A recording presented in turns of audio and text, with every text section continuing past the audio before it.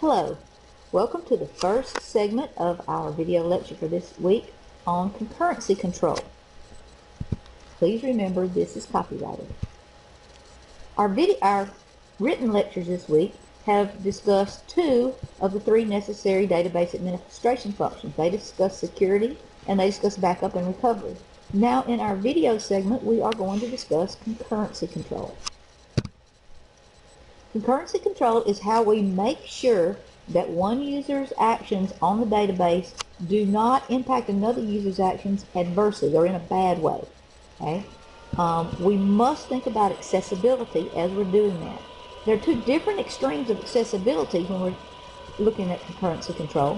One of them, whenever a user touches a data, that data becomes totally inaccessible to everyone else. It doesn't even show up. Okay, if data is being considered for update, it's not shown to any other user.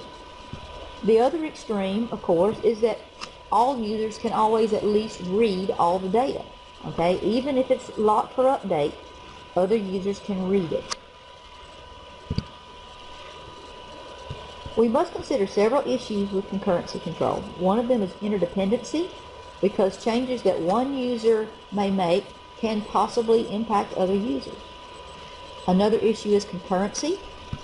People or applications are often trying to update information at the same time. Notice also that it says people or applications. It's not simply users we're discussing here. It's also computer programs that may be accessing these databases at the same time that users are looking at them. Finally, record retention. When should this information be discarded? Atomic transactions are quite important in database control. A database operation often involves several transactions. We need them to be atomic and considered one logical unit of work instead of separate serial transactions. We don't want them to be separate transactions performed in order. Let's take a look why. In this transaction example, we have serial actions. These actions are not, each one of these actions is its own separate transaction. So our total transaction is not atomic. In this instance, we have a database with a customer table, a salesperson table, and an order table. In the first step, we have a new order added to our customer table. And in the step, it is actually added to the table as we see here. In our second step, we want to add that new order to our salesperson. So Mr. Jones had a total sale of $3,200 here. We add the new order, and now he has a total sale of $9,700. Our final step is to insert the new order into the order table. However, we get an error at this point. The order table is full and will not accept other orders. Now we have a problem.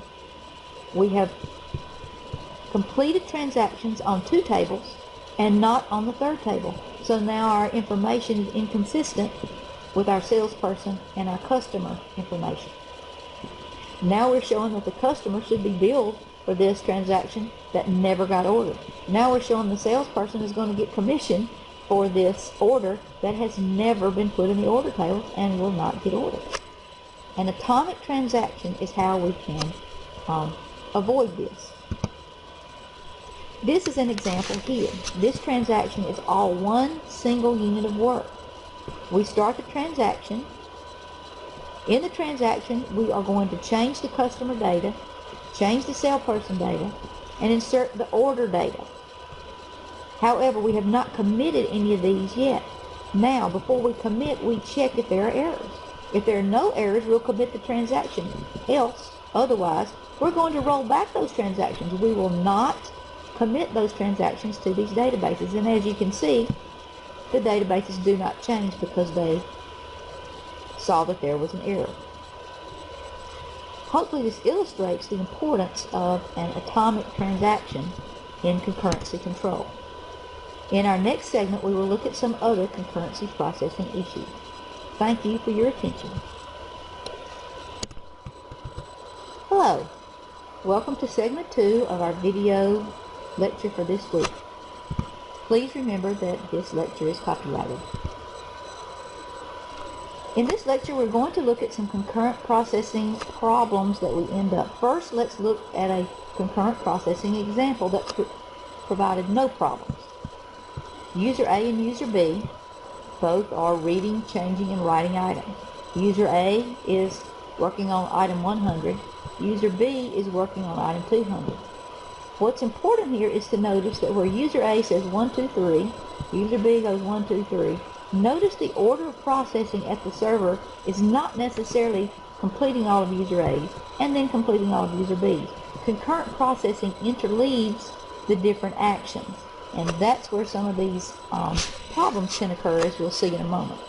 Let's look at this example of interleaving actions first. Item 100 is going to be read for A. Item 200 is going to be read for B. Item 100 will be changed for A, and item 100 will be written for A. Then item 200 will be changed for B, and item 200 will be written for B. Notice our actions are interleaved here so that they are sort of interwoven in the order that is actually processed. Now, doing this, if users are working concurrently on the same item, this poses no problem because they're working on different items. However, if they're working on the same item, this can cause what we know as the lost update problem, because the two users are trying to update the same piece of data at the same time. And due to the processing order, one could overwrite the update that the other one made. Let's look at an example. Now, using the previous example, except having user B working on the same item that user A was working on. They're both working on item 100. Okay? We're going to assume that the count on item 100 is 10 at the beginning for both users. Now, user A will reduce the count by 5. User B will reduce the count by 3. Let's look at the order now. User A reads item 100. User B reads item 100. User A sets the count to 5, and then that count is written. So now the item count for item 100 is 5. At this point, user B sets the item count for 7. And because he is reducing by 3 the amount that he read. Now he writes an item count of 7. What happened was our reduction that A made did not stay in the database. This could pose a big problem if we're updating a database that is keeping up with, say, our stock of an item or something like that. We don't need an update to be lost in the mix. There are several concurrency issues that can lead to some of these update problems. Dirty reads occur when a transaction reads a record that was changed but not yet committed to the database. Inconsistent reads is when the transaction rereads data and finds that between the time the transaction read the data in the first place and in the second place, the data has changed. And a phantom read is when the transaction rereads the data and finds there's a new record that it didn't know about in the first read. To avoid these concurrency issues, we use locking on our databases. What this does is it locks the data so that only the current user can modify it, possibly can only read it. Implicit locks are when the database management system automatically locks based on activities. Explicit locks are when the users request rights to lock the data. Now, let's look back at our same transaction, our concurrent processing transaction example, with explicit locking and see how that helps. User A locked item 100, read it. User B tried to lock it, but it cannot. User B is then placed in a wait state. At this point, user A completes his transaction and releases the lock. Now, user B can place the lock and commit his transaction using the data that user A has finished with. Now all of our items are correct. All of our counts are correct. Thank you for your attention. This concludes this segment. Hello. Welcome to the third and final segment of our video lecture on concurrency control. Please remember that resources in this lecture are copyrighted. We want to begin today by talking about deadlocks. In our previous segment, we discussed locking resources so that we would not incur problems like the lost update problem. However, occasionally this can result in something called a deadlock. This happens when a transaction locks resources and then must wait on other resources to unlock before it can complete the transaction. However, the resources it's waiting on to be unlocked are locked by a transaction that are waiting on the first transaction to release its resources. At this point, the two transactions will wait on each other forever to release the resources so they can each complete their transaction. This is what's known as a deadlock. Occasionally it's also called a deadly embrace. Let's look at an example of a deadlock. Okay? Now, we have user A and user B, and once again our processing does not happen 1, 2, 3, it is interleaved. Okay? User A is going to lock the paper, take the paper, then lock the pencils, where user B is going to lock the pencils, take the pencils, then lock the paper. Now, as we begin processing, user A locks the paper, user B locks the pencils. Now, user A, the request to take the paper is processed, okay? And then user B, the request to take the pencil is processed. However, now user A wants to lock the pencils and user B wants to lock the paper. Well, before user A can complete his transaction and release his lock on the paper, user B must release his lock on the pencils. Unfortunately, before user B will release his lock on the pencils, he must complete his transaction and lock the paper. So now A and B are both in wait states. User A is in a wait state for pencils and user B is in a wait state for paper. User A and B will be in these wait states forever if something isn't changed. When the deadlocks are not common, but when they do occur, one transaction is chosen as what is called the victim, and that transaction is rolled back, and the first transaction is allowed to complete so that the resources are unlocked, and then the second transaction may or may not process. Typically the victim will get an error message. It's important if you're processing databases that you understand these error messages so that you can program to catch these error messages and do something with them. Okay?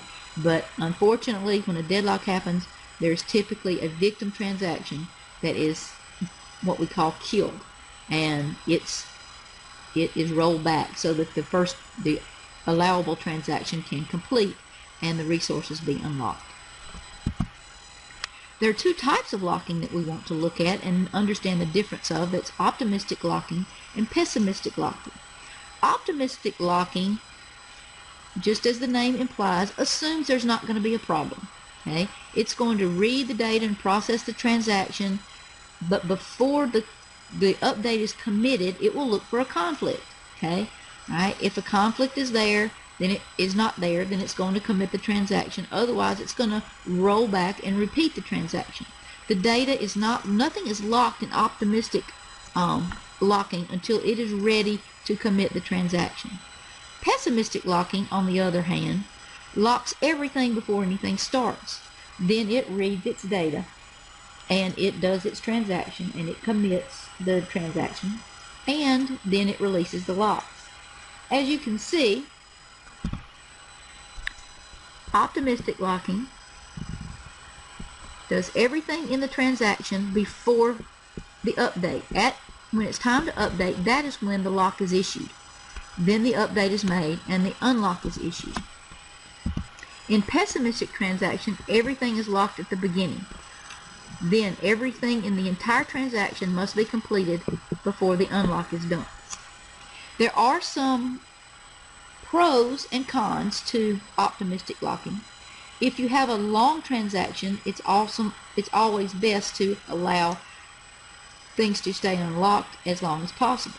However, if you have transactions that are updated frequently, you might need to lock them quickly to get your transactions taken care of. Thank you for your attention.